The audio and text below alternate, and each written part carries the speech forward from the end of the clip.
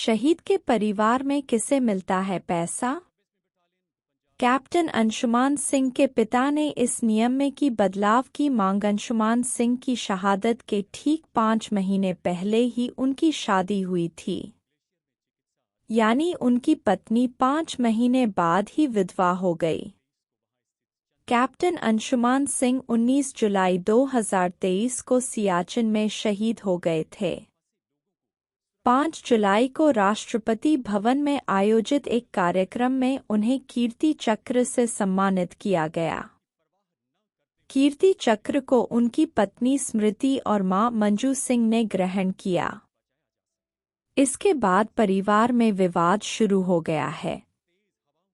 अंशुमान सिंह की शहादत के ठीक 5 महीने पहले ही उनकी शादी हुई थी, यानी उनकी पत्नी 5 महीने बाद ही विधवा हो गई। अंशुमान सिंह के माता पिता का दर्द आया सामने।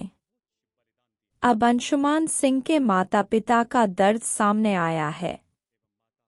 अंशुमान सिंह के माता पिता ने कहा है कि वह कीर्ति चक्र को छूने को तरस गए और उनकी पत्नी उसे साथ लेकर चली गई। अंशुमान के माता पिता के अनुसार पत्नी कीर्ति चक्र और अन्य यादों को साथ लेकर अपने घर गुरदासपुर चली गई। इसके अलावा उन्होंने दस्तावेजों में दर्ज अपना स्थायी पता भी बदलवा लिया और गुरदासपुर करवा लिया। शहीद अंशुमान सिंह के पिता रवि प्रताप सिंह ने मीडिया से बात करते हुए कहा कि उनके बेटे को अदम्य साहस के लिए कीर्ति चक्र मिला।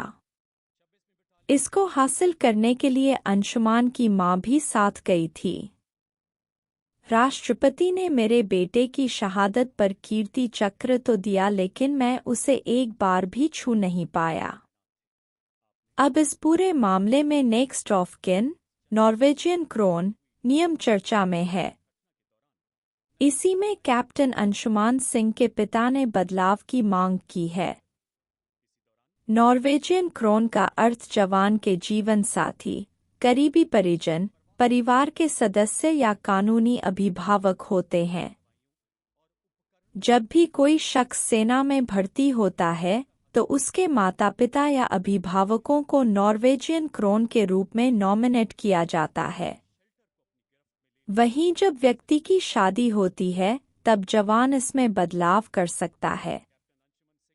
यदि किसी आर्मी ऑफिसर या जवान को ड्यूटी के दौरान कुछ होता है तो मुआवजे की राशि से लेकर सभी सुविधाएं नॉर्वेजियन क्रोन को दी जाती है। अगर सैनिक शादीशुदा होता है तो उसकी पत्नी को धनराशि दी जाती है और अगर नहीं होता है तो उसके माँ बाप को दी जाती है।